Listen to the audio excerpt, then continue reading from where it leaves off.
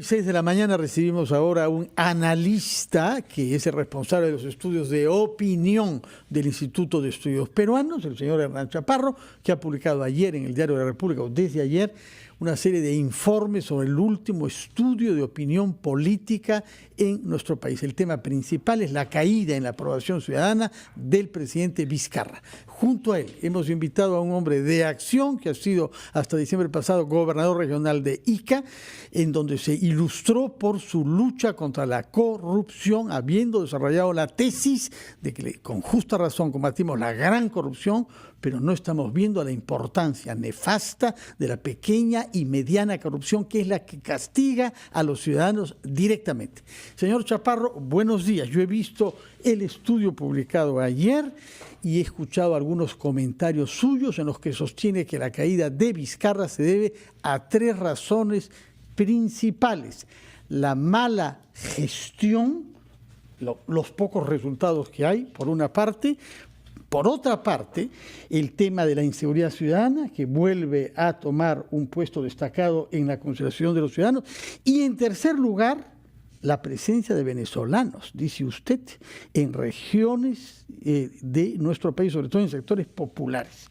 Explíquenos, por favor, cómo estos 3 factores habrían perjudicado la buena imagen que tenía Vizcarra hasta entonces. Bueno, y habría que añadirle, bueno, lo que ha ocupado a ustedes un buen rato en la mañana, que es el tema de las bambas, ¿no? Sí, o sea, sí, es sí, obvio que lo de las bambas como gestión mala, ¿no? Acelera mucho esto. En el sur tiene 35% de aprobación, si mal no recuerdo, 37% de aprobación, versus el 44% a nivel nacional.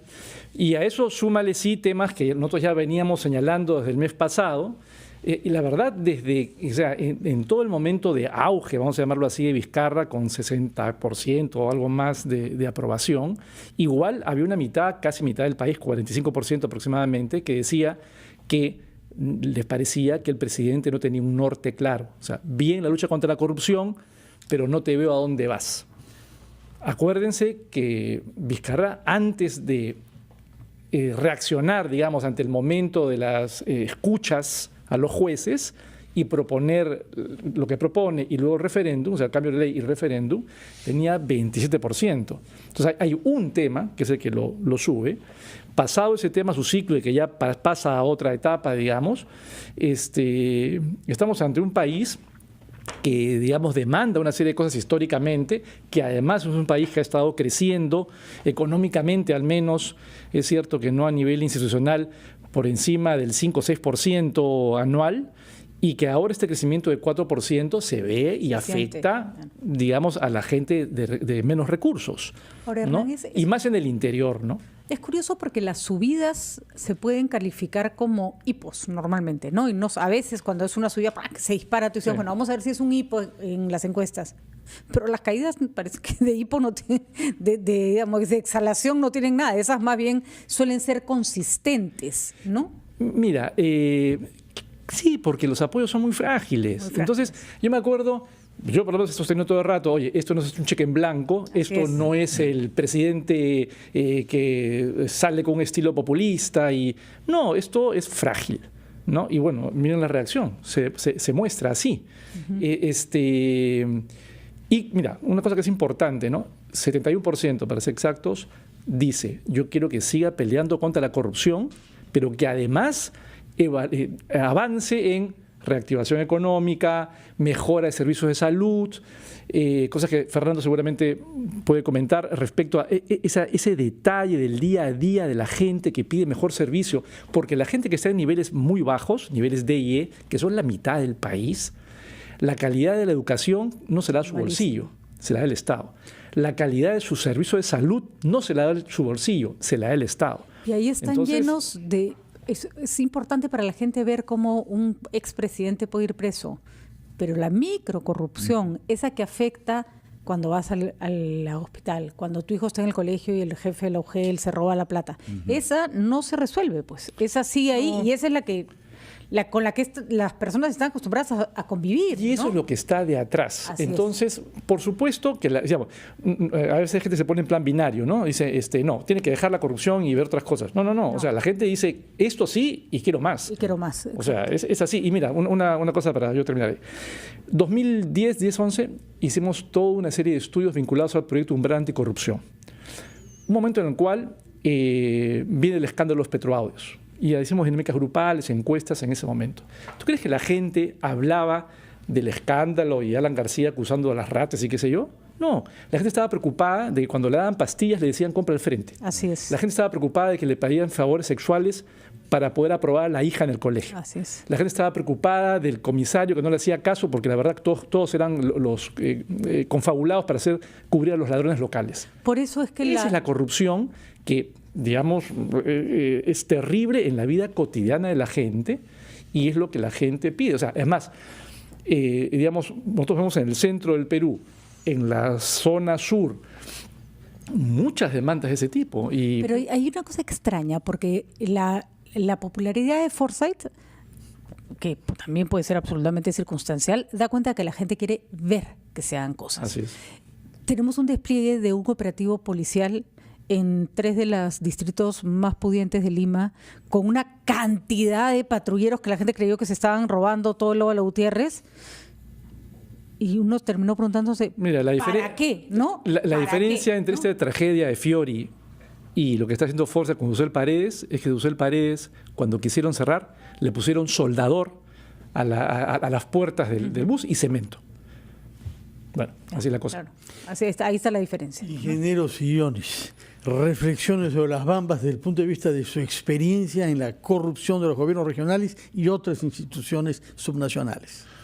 Bueno, yo creo que también, como en todos los casos que hemos hablado, de los servicios básicos que requiere la ciudadanía y que el Estado no brinda, lo de las Bambas es también el producto de la corrupción, ¿no? De un par de abogados oportunistas que están pretendiendo lucrar de una manera oscura, corrupta, en beneficio propio, ¿no? En perjuicio del país, de la región y de las comunidades, ¿no?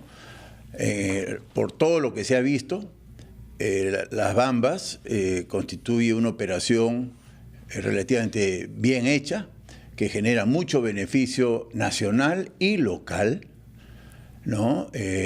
A mí me hace gracia cuando hablan de la incomodidad que genera la carretera. Yo he trabajado en minería y lo primero que piden las comunidades son carreteras, ¿no? El polvo es lo que menos molesta a los ciudadanos cuando uno no tiene carretera, ¿no? Y ahora están hablando del daño, de la molestia de la carretera. Eso es una excusa, ¿no? Aquí lo que hay detrás es dinero mal habido a cargo de estos asesores. Si fuera, señor Sillones, muerto el perro, muerta la rabia, los metes presos y se acabó el problema. No, en realidad no. no pasa que siempre, vamos, usted tiene un conflicto entre Ica y Huancavelica que le costó Dios y su ayuda resolver. Y lo resolvimos. ¿No? De acuerdo, pero no era un conflicto fácil. ¿Por qué simplificar las Bambas a un tema de son 2 abogados que quieren plata? No. En las Bambas yo sí creo que el diálogo no está presente y eso está conduciendo el problema al abismo, ¿no? Sin diálogo es imposible, pero a mí me parece que el principio de autoridad se tiene que imponer, como se impuso en Gamarra. Yo creo que lo de Gamarra fue mucho más desafiante que las Bambas. Lo que pasó en La Pampa, en Tambopata hace poco también, fue mucho más difícil. O sea, que su posición es que entre la policía... Sin heridos, sin daños, sino con toda la inteligencia que ostenta la policía. La policía que tenemos nosotros es brillante cuando se le respalda. Y entonces los pedidos de los comuneros y de las comunidades no son válidos, porque eso ya se les dio que eso lo que va tenían por que tener. cuerdas paralelas, ¿no? Y tienen que dialogar y ponerse de acuerdo, pero las carreteras no se pueden interrumpir. Vamos a una brevísima pausa. Yo quisiera, no sé si tenemos tiempo después, me parece que hay otros invitados que No sé, esperan, tú eres el que decide sobre el tiempo. pero podemos alargar el tiempo un poco con una pregunta que le quiero hacer al iqueño, que es usted.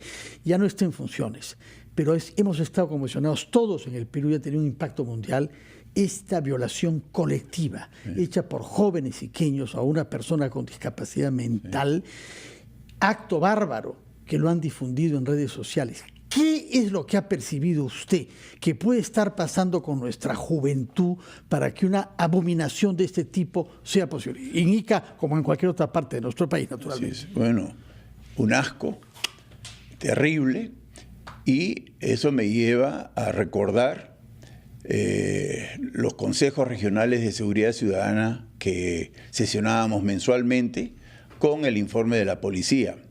El delito más denunciado en Ica era y sigue siendo violencia familiar, y resulta que Ica es una región de índice de violencia familiar relativamente bajo comparado con otras regiones del país.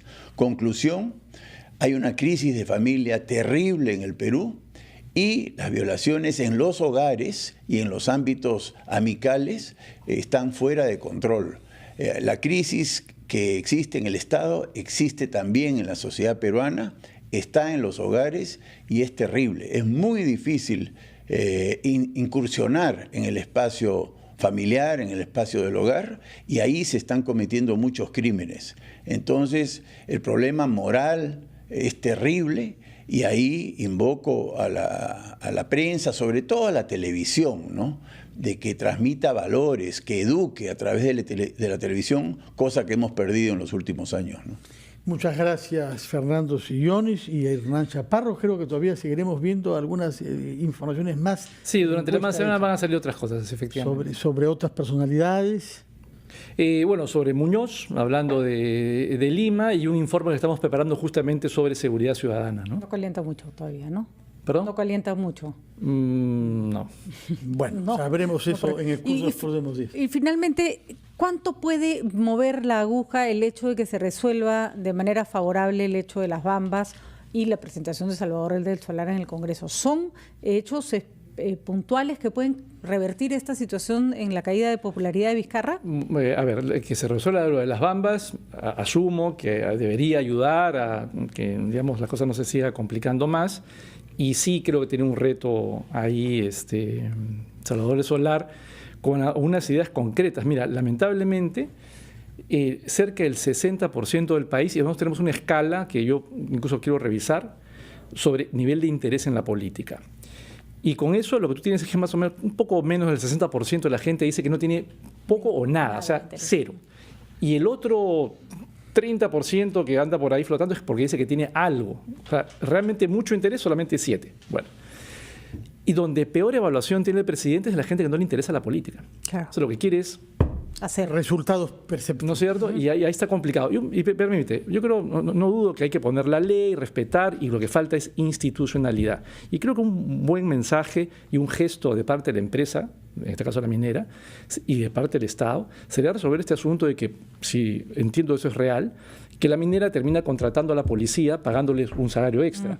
¿Cuál es la garantía de una policía interviniendo cuando, no digo que esa policía en particular, pero en general la policía en parte es asalariada de la seguridad de la mina? O sea, es complicado. ¿Quién es el Estado ahí? ¿No? El tema es bien complicado. Muchas gracias por su presencia acá. Muy buenos días. Gracias. Y hay que mantener la confianza en que podemos resolver nosotros los peruanos los problemas de los peruanos. Muchas gracias y buenos días. Bien.